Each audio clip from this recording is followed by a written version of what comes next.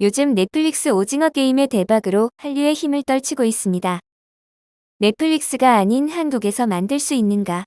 한국의 OTT 회사를 비롯하여 공중파, 종편 등이 이러한 드라마를 만들어낸 것은 현 시스템에서는 거의 불가능하다고 봅니다. 국회 국정감사에서 KBS 사장을 대상으로 이런 질문이 나왔다고 하는데 국회의원들의 질문은 바로 왜 오징어 게임 같은 드라마를 못 만들어내느냐라는 질문이었습니다. 10월 12일에는 박성준 국민의힘 의원이 작품은 우리가 만드는데 큰돈은 미국이 싹 다 가져가는 것은 문제가 있다고 본다.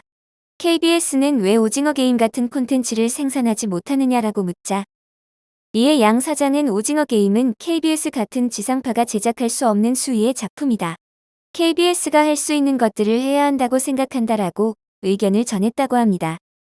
지난 10월 14일에는 김승수 국민의힘 의원이 국정감사 자료를 통해 넷플릭스는 제작비 200억 원을 투입한 오징어 게임 공개 약 3주 만에 시가총액이 28조 원가량 증가했다면서 투자 대비 넷플릭스의 경제적 이익이 약 1166배로 추정되는데 반해 제작사에 돌아가는 수입은 220억에서 240억 원이다. 넷플릭스가 저작권을 독점하고 있어 흥행 이후 국내 제작사의 직접적 인센티브는 없다라고 지적했다고 합니다. 언뜻 보면 옳은 지적이지만 안타까운 점은 KBS가 앞으로도 오징어 게임 같은 드라마를 만들어내는 것은 현 시스템으로는 거의 불가능합니다. 넷플릭스의 국내망 사용료 지불 거부 문제를 언급했으면 좋았겠다고 이야기하지만 OTT 분석 전문가 입장에서 이 부분 역시 무언가 아쉬운 부분이 존재합니다. 제작비 타령은 시대의 흐름을 제대로 읽어내지 못하는 것이기도 합니다. 오히려 문제는 여기서부터 짚어야 합니다. 오징어 게임을 제작한 황동혁 감독조차도 이 시나리오를 들고 국내 여러 제작사에서 퇴짜를 맞았다고 했는데요. 왜 퇴짜를 맞았을까요? 제작비는 논외로 치고 너무 비현실적이라는 이유도 있었다고 합니다. 그러면 여기서 우리는 넷플릭스에 대해서 제대로 파악을 해야 합니다.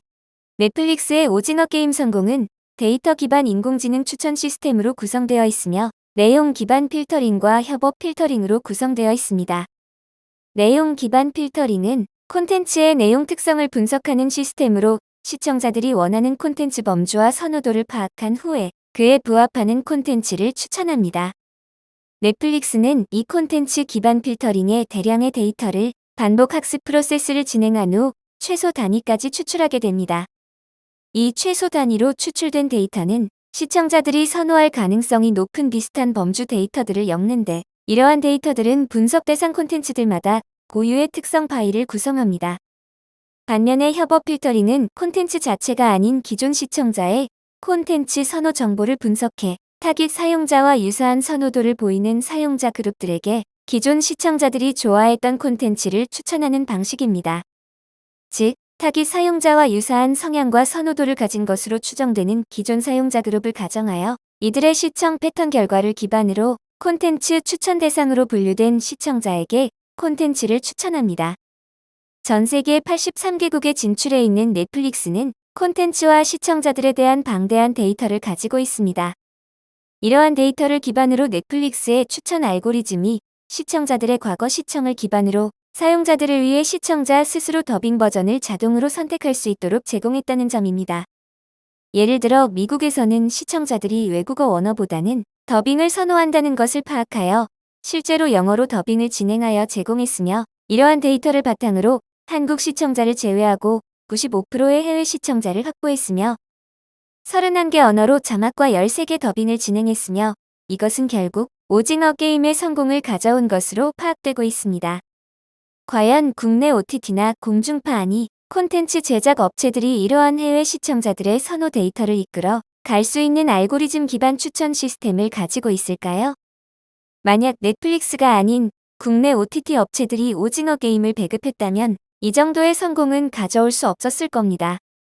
KBS에 왜 오징어 게임을 못 만드느냐라고 질문을 하는 것이 아니라 왜 콘텐츠 추천 알고리즘에 대해서 준비를 하지 못했는가에 대해서 질문을 던지는 게 맞았다고 보입니다. 보이지 않는 데이터의 소중함. 한국 사회가 이 부분에 대해서 존중하는 분위기를 만들어내지 못한다면 제2의 오징어 게임이 국내 OTT나 제작사로부터 만들어지는 것은 요원해질 것입니다.